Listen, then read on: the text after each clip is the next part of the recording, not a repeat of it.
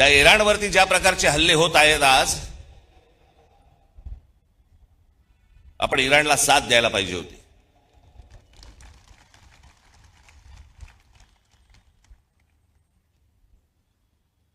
या देशामध्ये येणारं सगळं बरचसं तेल हे इराणमध्ये येतं, ते आपल्याला रुपयामध्ये देतात, देत आले. पुढचं मला माहित नाही, पण खामेनी गेल्यानंतर देखील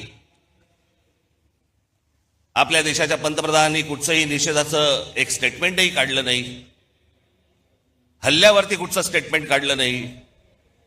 जो देश आजपर्यंत जम्मू काश्मीरच्या प्रश्नावरती देखील आपल्याला पाठिंबा देत आला, भारताला पाठिंबा देत आला, त्यांच्या मागे आपण आज अडचणीच्या काळामध्ये उभे राहिलो नाही, याचा त्रास निश्चित भविष्यात होणार आपल्याला.